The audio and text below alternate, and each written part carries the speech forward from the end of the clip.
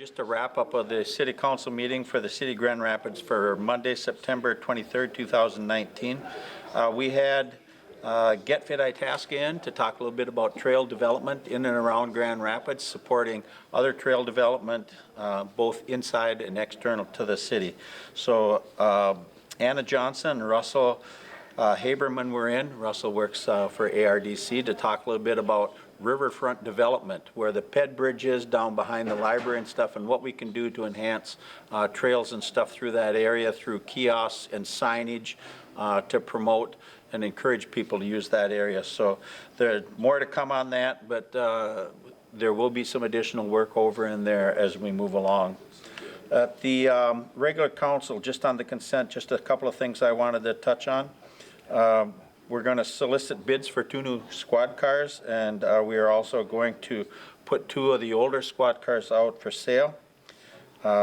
We are considering a resolution, or we did do a resolution declaring the official intent of the city to reimburse certain expenditures from proceeds of sale of bonds. So what we've done is, if we've had a refinancing of some bonds to a lower rate, that we can use the revenue from those bonds to offset some other expenditures that are created by the City of Grand Rapids. We also authorized staff to solicit quotes for some electrical upgrades, at City Hall and the building, as we've been slowly doing remodel through this facility. We approved a letter of support for IRRB for a regional trail grant to the City of Cohasset. So why did we do that? Because we are partnering with Cohasset on the development of trails and stuff. The 63 Trail and Tioga Trails, we've been partnering and supporting those ones. So we are supporting Cohasset's efforts to go out there and to get some funding for a trail grant. So Finance Department. Well, let's talk a little bit about the department head report.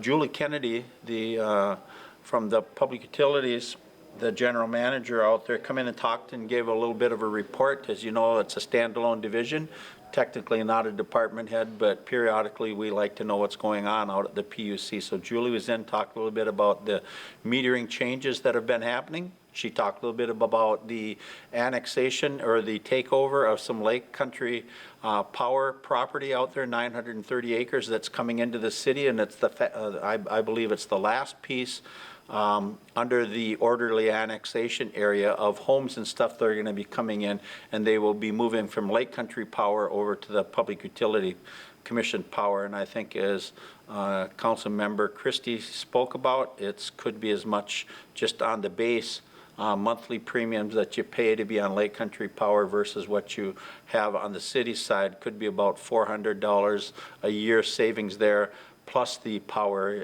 that they get under the PUC versus Lake Country Power is substantially lower as well. So all in all, for the residents in there that came in under orderly annexation, good deal for them. Barb Baird talked a little bit about the resolution for our 2019 proposed levy collectible in 2020. Here are the dates that you'll want to remember if you're out there and you're looking at coming forward to them. Right now we're looking at a 0.167 increase on that levy, but that will be all set and finalized on December 2nd, 2019 at 6 p.m. And the final opportunity for public comment will be December 16th, 2019. So mark those down, December 2nd, 2019 and December 16th if you're looking at coming in.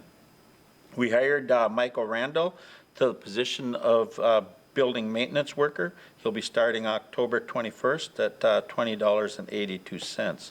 Then finally, we finished off the evening with public hearing, looking at developing up behind Lakewood Heights. So Rob Matei came in and talked a little bit about a planned unit development that's being proposed up there.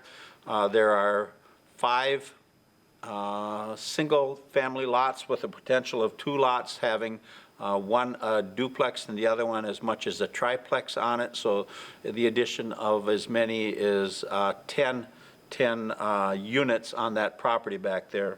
We did have some comment from Ron Howman and John Pearson. Most of their comment was on whether or not a street would be going to be extended all the way. And as we've talked about and Rob talked about in the In the comp plan, it does show that potentially that street behind there would come all the way out to Horseshoe, but in our capital improvement plan, our 5 and 10-year plan, there is no plan out there at this time to extend that street out. So that did pass, contingent upon city attorney approval of the declaration. So there is a little bit of work left to be done on that, but the ball is rolling in order to get that up and going. So with that, it's been another nice day out there, so I'm hoping that you get an opportunity to get out and enjoy that day, and we look forward to seeing you in 2 weeks at our next council meeting. Take care and have a good evening.